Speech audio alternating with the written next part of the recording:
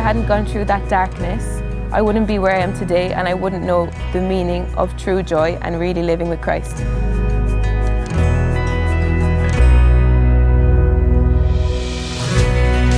Whereas community life forced me to come out of myself, to look to others, and to try and give them hope, the hope that I was finding in Christ.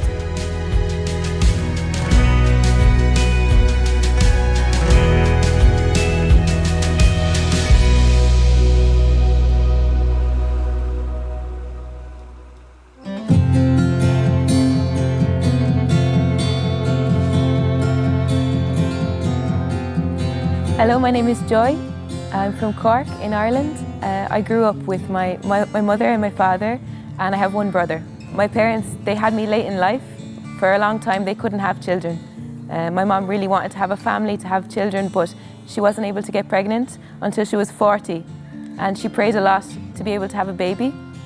She actually prayed a novena which ended on the 12th of March, and I was born the following year on the 12th of March on her birthday. So I think God really blessed me from the beginning, even if I went astray. I have one brother who's a year younger than me, and just the four of us, we grew up in West Cork. But my family was Catholic in name, but not really in nature. We would go to Mass every Sunday.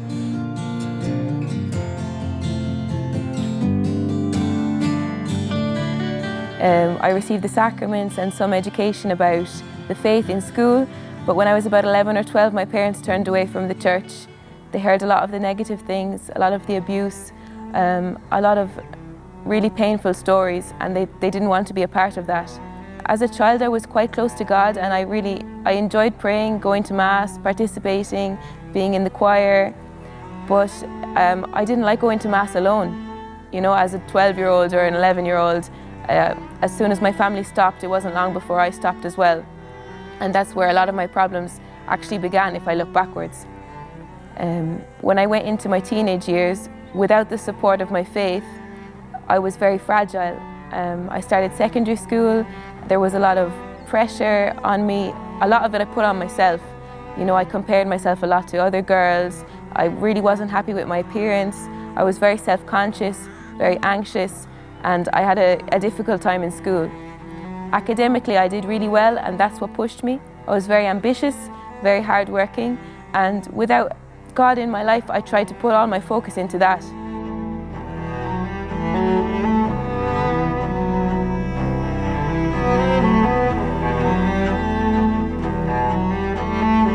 To get a good job, to succeed, to show people that I could be successful, that I could be intelligent.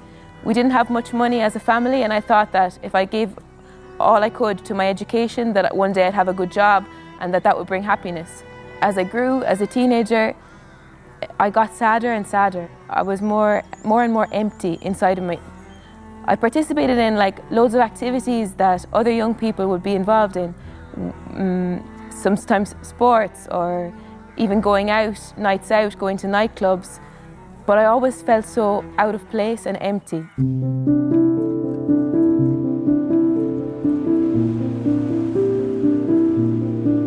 I liked the fun of it in the beginning, getting dressed up, meeting my friends, but I always remember waking up the next day and just feeling like sad and empty, and like what was the whole point of all of that? I thought that there must be something more to life than just going out and looking for pleasure that way. You know, I didn't really get any enjoyment out of that. Then I suppose I had really good friendships. I see that now. God sent me good people who were friends with me, but also they had their own difficulties. A close friend of mine was sexually assaulted. Another close friend of mine, his mother was being beaten up by his father. And I remember those two traumatic events and trying to support my friends and not being able to see why there's so much suffering around me and what the sense of that was. Without faith, without a point of reference, I was lost. And this sadness made me turn in on myself. It made me closed. I wasn't thinking of others. I was only thinking of myself. And that selfishness started to kill me slowly. I was focused on my body. I would starve myself sometimes. Then I began, when I was about 15, to cut myself, to self-harm.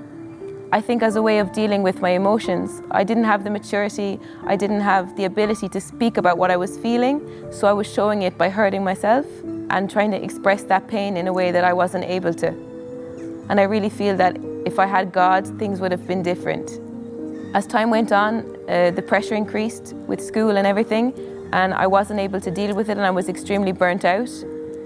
And I started to think that suicide would be an option to end this pain, without thinking that there's a God, that there's a meaning in life, that there's a reason for why we're here. I just saw a lot of suffering and I weighed it up. It wasn't even a dramatic thing. I actually just thought, what is the point in struggling and suffering through life until you're 50, 60, 70, 80 years old when you could end it? You could end the pain so young, you know? And I started to think about it more, and I got into that cycle of just negativity and planning and thinking that it could end. And I wasn't even able to see like all the people who were around me, who cared about me, the love my parents had for me. I was just focused on my own pain. And so I ended up spending a lot of time in hospital for attempted suicide, and this really also affected me a lot, because I had a lot of time on my own, a lot of time to think, and I realized that medicine or therapies could be helpful for some people, but it wasn't going to give me the will to live. There was no medicine, there was no just being able to talk about why I felt sad that actually was able to change the feelings that I had and help me to actually love myself. Like, the more I lived a life of sin, the more hatred I felt for myself. And in thinking that moment, I thought God would just be, I didn't even know if God existed, but I thought if he did, he'd be angry at me. I thought I would have already made too many mistakes. A lot of times it can be difficult to talk about having attempted suicide and getting to that point, but I wouldn't change it for the world now, because if I hadn't gone through that darkness, I wouldn't be where I am today, and I wouldn't know the meaning of true joy and really living with Christ.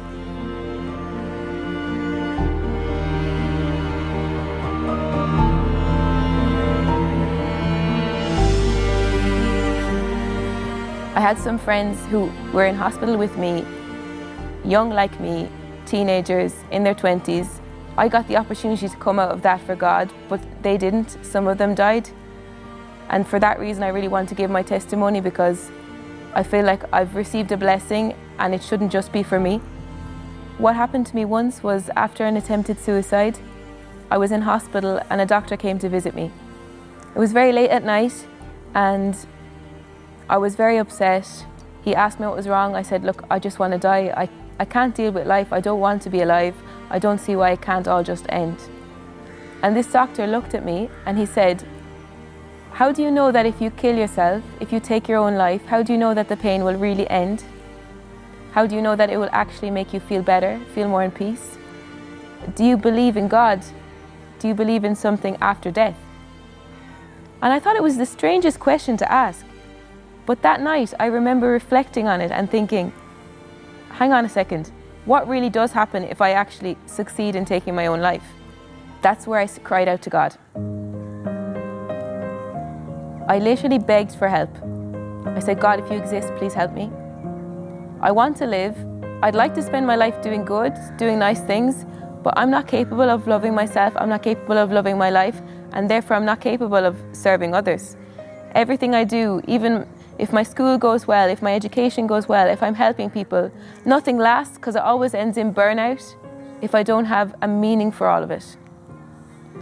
And I didn't realize at the time, but really Our Lady answered that prayer.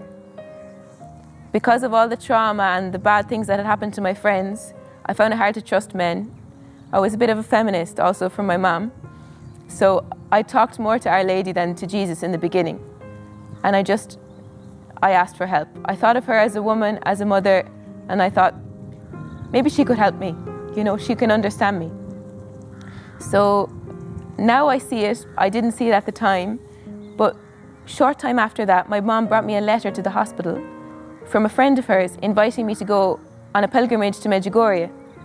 I didn't even know where Medjugorje was or any of the story. I just knew it was a religious place in a hot country. And at first I looked at it and I said, I'm not going to be alive in July to go to that festival, so I don't really care. But my mom said, think about it, you know? So in the end I said I would go, if I was still alive. And I ended up coming out of hospital on my 18th birthday, sitting my leaving cert, and then going to Medjugorje with this friend of my mom's. Now I just see that it was all Our Lady, because there was no way I would have organised or searched for any of that alone, and neither would my family. I went to Medjugorje with a group of other people from my mom's friend's parish, and they were all praying the rosary and fasting and walking up mountains and going to mass, and I felt out of place, but also interested.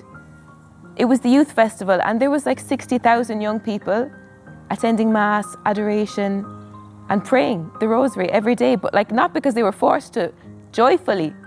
And I thought, is this real, like, or is it just fake? I wondered if these people just had like perfect families and it was really easy for them to believe and clap and dance and all of that. I thought, because I was so sad, seeing other people so happy, it was almost annoying. It was almost irritating to me. But it was really because I craved that joy. While we were on pilgrimage, we went to listen to testimonies of girls and boys in Cenacolo community. And that was what really changed things for me, because I listened to the story of a girl from Scotland who had problems with drugs, seriously difficult life, and had also attempted to take her own life. And I thought, if she can live a virtuous life, if she can live that happy, if she can come out of all that pain, all that suffering, and genuinely believe in God, maybe there's something in that for me as well. I was kind of put off by the idea of a community in another country and a different language, and I wasn't really sure about faith. Would it be something strange? Would it be a cult or something? I was very hesitant to trust, to try. So I came back to Ireland and I started university, and I got a place to study law and politics, and I thought I could change things on my own. Another great grace that I received when I was in Medjugorje was to go to confession for the first time in many years. I was really afraid to go to confession. I don't know what I was expecting, like that the priest would give out to me or embarrass me or shame me for my sins, but it was the complete opposite experience. Going to confession and saying finally out loud to God all of the things that had hurt me, all of the things I had done to hurt others and to hurt myself. It was like an enormous weight was lifted off me. And I just felt peace. I just felt peace and like clean, like a fresh start.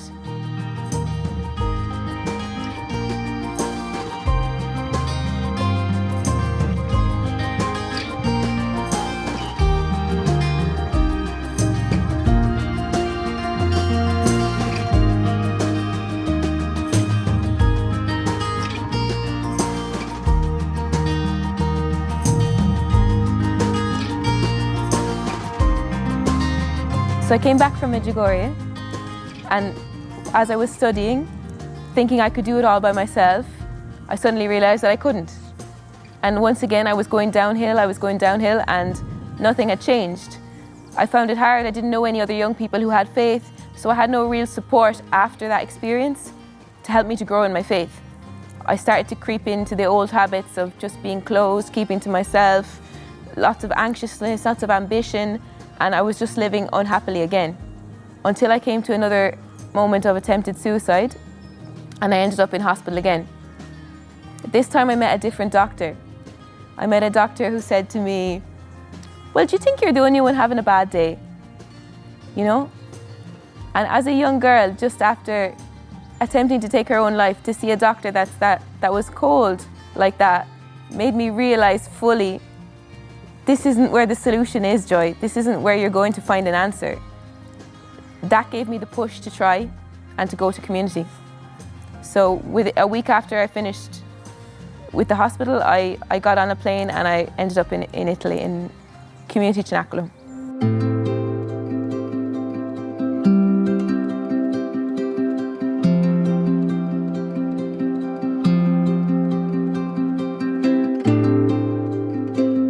In the beginning, it wasn't easy.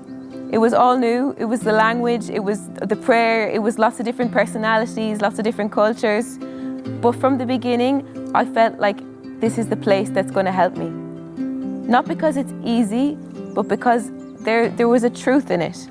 I went there very strong-willed, they're not going to convince me of anything, they're not going to brainwash me into all of these Catholic views. And I realized that nobody was trying to convince me of anything. Everyone was living their life. They were living a life of prayer, work, and true friendship, and it was healing them. And they were living peace, and they were living joy, and it wasn't made up, it was real, because I saw it. I was with them all day, every day. And I thought, I want that, and how can I get that? So I just said, I'll just try everything. What really helped me a lot was adoration. I don't know how many times I just cried in front of the Blessed Sacrament. He wasn't a therapist, he wasn't speaking back to me, he wasn't trying to give me medication. It was like just being cleansed.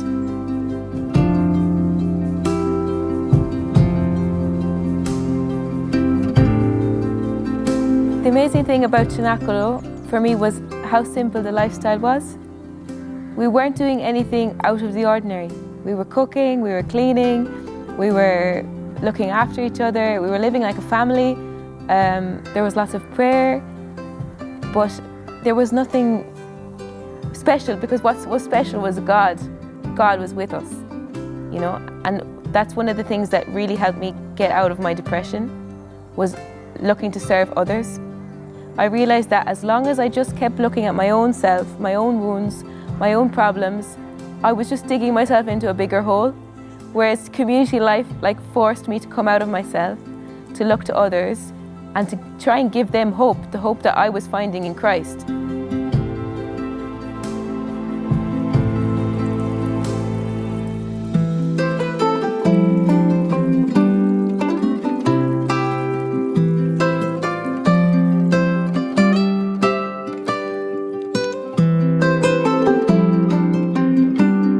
It helped me so much when other young people would come to community, young girls who had problems similar to me, or sometimes even more difficulties than me, to look after them, to try and be an older sister, to be a mother, to grow in patience. I started to think about what my mother would have experienced with me when I was hurting myself, when I was unhappy, because there's a certain sense of helplessness. But with our faith, there's no helplessness, because when you can't help someone with your words, you can help them on your knees, you know? And I've seen the change in so many girls and in my own life from prayer. It's not something mystical, it's not something I could explain in like a theological way or anything like that, but literally faithfulness to the rosary, to prayer, to the sacraments has changed my life and so many other lives, given peace, given joy, given a new, a will to live.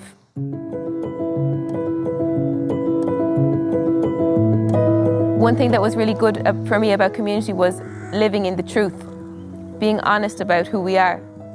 I think a lot of the time before, and a lot of the time in society, we want to show the best version of ourselves. We want to talk about the things that we succeeded in. We want to talk about our good qualities, but that's not reality. Everyone has the positive side and the difficult side, the side of sin, the side of difficulty, the side of pain, you know, and I learned that a lot in community, that when you can be open about that side of yourself, that we're all sinners, but not in a way that we should be shamed or punished, but helped. Like, we need God as our Father to help us along our way, to keep getting back up again, to keep trying again, and continually try to improve ourselves. God has been so good to me in my life, and I want to be generous with Him. After having given myself to God, He gave me back 100 times what I could have asked for. I received a place to study, to do the course I want to do, to study to be a nurse, and it gave me so much joy. He just opened every door imaginable. I'm so happy that I can study to be a nurse, because it's not a job for me, it's how I want to spend my life. I think a lot of the time before, I was searching for a job that was important, that would show people that I was intelligent, that I was worth something. But I don't have to show people anything anymore, because I live for God. I think God also gave me a gift to come back to Ireland and to live this experience of going to university. I'm a few years older than some of my peers, but I feel so close to them. Because it was one thing, I lived in community, I got to grow in faith, I learned a lot about living a virtuous life, about the sacraments, about the joy, about all the peace that comes with all of that. And now I'm living in Ireland, but I'm living with young people who don't all have that. And some of them are like me when I was their age. Some of them are living the same struggles with self-harm, with depression, with anxiety, with maybe substance abuse or impurity. And I know my job isn't to go and lecture people, because that wouldn't have helped me. It would have made me do the complete opposite. But I feel like it is my duty to tell them what God did in my life. So sometimes maybe during lunch I'll say to some of the people who are in college with me, you know, God, I wouldn't really be able to do this job. Like, I wouldn't be able to be a nurse, to see all of this suffering, to see all of the pain that can come with illness, if I didn't believe that there was something more to life than just death after illness. You know, or simple things like that. Or people say to me, oh, your name is Joy, like it suits you so much, you're so happy, you're so smiley, you're so positive. I'm like, if you only knew where that came from. It's not a joy that comes from material things. It's not a joy that comes from having an easy life, all happy and clappy and whatever. It's a joy that came from suffering, and that's why it's a true joy, and it lasts even when there's pain. And I want them to have the same joy, because it's not just mine. It's a joy that comes from God, so everyone can have it. So I just want to be a presence where people can know that you can go through pain, you can go through misery, you can go through difficulties, and you can come out of it. So I see that my faith helps me to carry my cross. God didn't do a miracle like sprinkle some holy water and now I'm not sad anymore and I don't have any difficulties in my life. He has blessed me abundantly, but the cross is always there. But I know that He suffered for me on the cross. I would say to young people, if there's something in you that thinks there could be more to life, something that is not giving you happiness, something that is a cross for you, something you don't know how to deal with, you don't know how to get help from, try and turn to God. He will listen to you. You don't have to know any special long prayer or have seriously studied all you need to know about the faith. It's a gradual process. You just need to try. A simple prayer, talk to God as a friend, as a father, and He will help you. My favorite prayer is from Saint Ignatius of Loyola, and it's Prendi, Signore, e ricevi tutta la mia libertà, la mia memoria, la mia intelligenza, tutta la mia volontà, tutto ciò che ho e possiedo tu mi lo hai dato, e a te, Signore, lo ridono. Tutto è tuo, di tutto disponi secondo la tua volontà. Dammi solo il tuo amore e la tua grazia, e questo mi basta.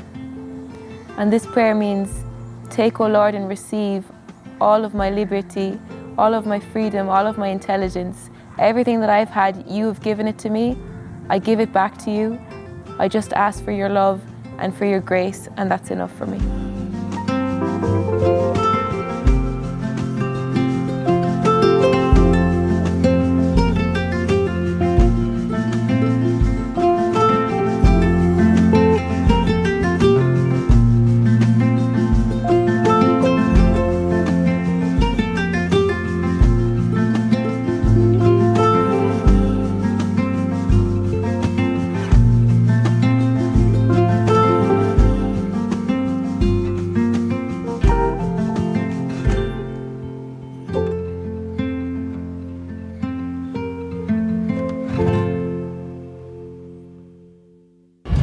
You can't always. This is the death. Remarkably empty. Turn back towards God. Rise up.